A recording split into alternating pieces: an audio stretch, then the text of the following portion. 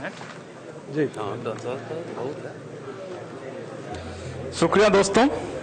दरअसल हम लोगों को इस समय अपना अपना काम करते हुए होना चाहिए था। मुझे अपना थीसिस लिखना चाहिए था, आप लोगों को अपना अपना जॉब करना चाहिए था, लेकिन आप लोग इतने महत्वपूर्ण समय में यहाँ पर इकट्ठा हैं। इसका ये मतलब है कि आप समझ रहे हैं कि इतिहास के किस महत्वपूर्ण मोड़ पर आप लोग यहाँ पर हैं। और मैं ये कहूँगा कि भारत में इतिहास की जो धारा है, जो एक क्रांति आप कहें कि अभी इसी के लगभग 1 किलोमीटर के दायरे में ये संविधान लिखा गया था।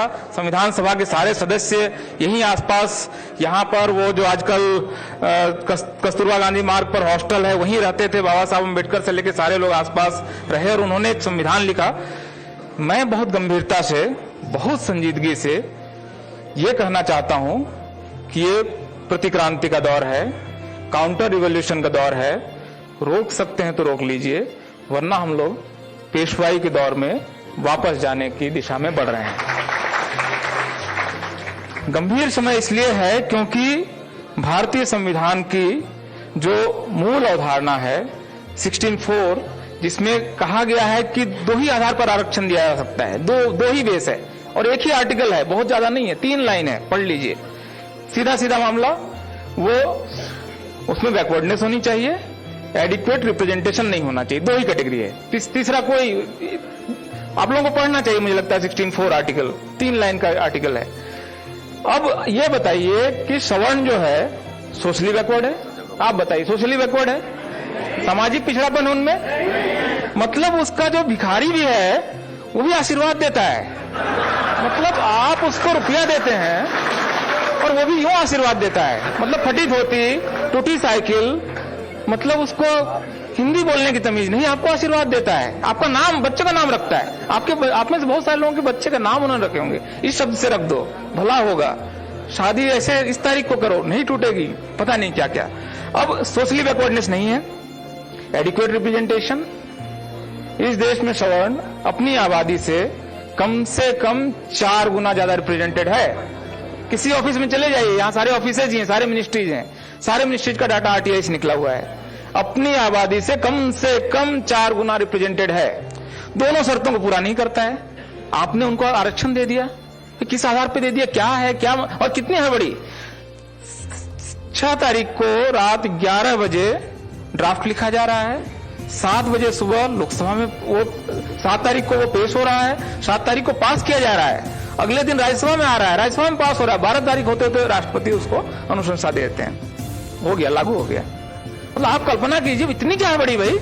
आप उसको सेलेक्ट कमेटी में नहीं भेज रहे हैं, आप उस पर बात नहीं करना चाहते हैं। जिस आर्टिकल को लिखने में और जिस संविधान को लिखने में 2 साल से ज्यादा समय लगाया देश के सारे विद्वानों ने, बाबा साहब ने मतलब रात 1-1, 2-2 बजे तक मेहनत की, उसको आपने मिनटों में यूं बदल दिया। आपके कैबिनेट के मंत्री को पता नहीं, 8 तारीख को एक कैबिनेट मंत्री, एक इसी सरकार के एक मंत्री संसद में जवाब दे रहे हैं एक प्रश्न के जवाब में कि अपर कास्ट के गरीबों को आरक्षण देने का कोई प्रस्ताव पेंडिंग नहीं है हमारे पास।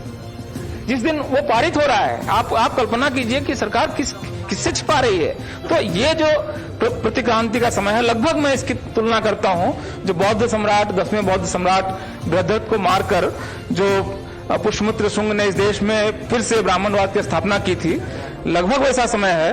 2015 में आपके तेजस्वी जी, अली अनवर साहब, आपके बिहार में जब वो कहते हैं मोहन भागवत कि हम इस संविधान को की समीक्षा करना चाहते हैं। कोशिश हुई थी पिछले बार भी, वाजपेयी जी के समय में उन्होंने संविधान समीक्षा आयोग बनाया था, उसकी रिपोर्ट आई थी, आप पढ़ के देखिए। मतलब ये संविधान से इनको बैर है, झगड़ा है। संविधान इनके मार्ग का सबसे बड़ा बाधक है। इसलिए मेरे ख्याल से संविधान ने हमें 70 साल में क्या दिया, नहीं दिया, इस पर बात हो सकती है, शायद इसको और शानदार कुछ देना चाहिए था।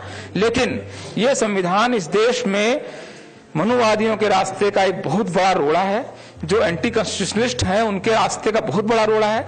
हमें अपनी पूरी ताकत के साथ, पूरी संजीदगी के साथ इस समय संविधान के पक्ष में खड़ा होना है। इस समय किसी पार्टी के पक्ष में नहीं हूं, किसी विचारधारा का मामला नहीं है। इस समय लेफ्ट राइट छोड़ देते हैं, थोड़े समय के रोक देते हैं कि ये मूल निवासीवादी है, नहीं है, ये लेफ्ट है, ये राइट है, सेंटर है, छोड़ देते हैं। इस समय अगर आपकी आस्था इस देश के संविधान में है और आपको लगता है कि ये संविधान अगर है तो ये देश बचेगा, संविधान के बगैर तो ये देश नहीं था ना। आज से 100 साल पहले अगर ये देश आजाद हुआ होता तो ये नक्शा नहीं था, कुछ और होता, पता नहीं कितने टुकड़े में होता।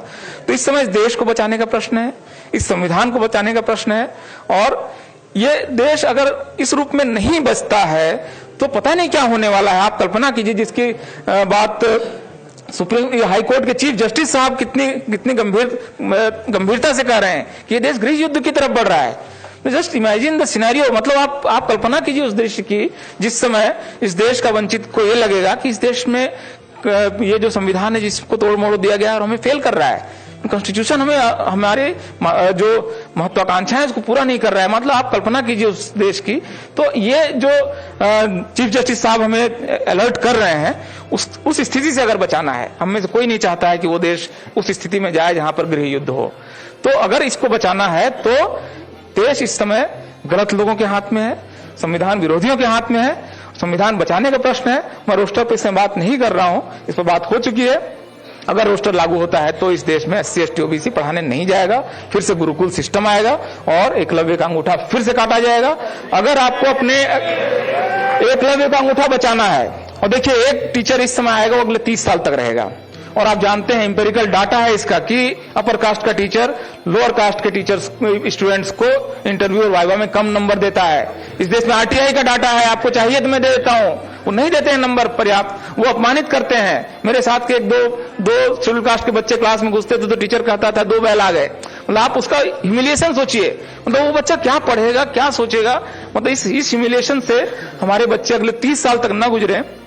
अभी की नियुक्तियों का मामला है, और ये अगर इस समय भर दिया, जो कि भर देंगे अगले 2 महीने में, तो अगले 30 साल के लिए पूरी यूनिवर्सिटीज फिक्स हो जाएंगी। जिस तरह आज 49 सेंट्रल यूनिवर्सिटीज में शेड्यूल्ड कास्ट का एक वाइस चांसलर नहीं है, OBC का एक वाइस चांसलर नहीं है, ये सारी यूनिवर्सिटीज का क्लासरूम का स्ट्रक्चर बदल देंगे। और ये जो अब हम लोगों में से बहुत सारे लोगों को एक बीच के समय में एक विंडो था, संविधान लागू हुआ और आपको मंडल कमीशन आता है, इस विंडो में हम सारे लोग घुस गए हैं। अब ये रास्ता रोका जा रहा है, रोकना अब इसको मुझे मेरे ख्याल से पूरी ताकत के साथ। कुछ नहीं समझ में आ रहा है। अभी आपको लगता है कि तेजस्वी जी का भाषण मेन स्ट्रीम मीडिया नहीं दिखा रहा है, निकालिए अपना मोबाइल, रिकॉर्ड कीजिए भाषण, अपलोड कीजिए। 10 लाख लोगों तक आज आप अगले 1 घंटे में पहुंचा सकते हैं। क्यों नहीं करते हैं? कौन रोक सकता है इसको? आपके हाथ में टूल है। आप इन बातों को रखिए। और 31 तारीख को मुझे लगता है कि दिल्ली में एक बहुत बड़ा प्रदर्शन होने वाला है, मंडी हाउस से लेकर संसद मार्च तक, संसद भवन तक, उसमें शामिल होइए। और सीधा इस समय मेरे ख्याल से बहुत सारे इश्यूज जो उठा रहे थे कि SP क्या करे, BSP क्या करे, मुझे लगता है इसको छोड़ना चाहिए। इस समय हम भारत के नागरिक के तौर पर संविधान की रक्षा के अपने पवित्र दायित्व को पूरा करें। मेरे ख्याल से ये एजेंडा है, यही हमारा एकेडमिक्स का एजेंडा है, यही हमारे पॉलिटिक्स का एजेंडा है। बहुत बहुत धन्यवाद दोस्तों, बाकी लोगों को सुनते हैं।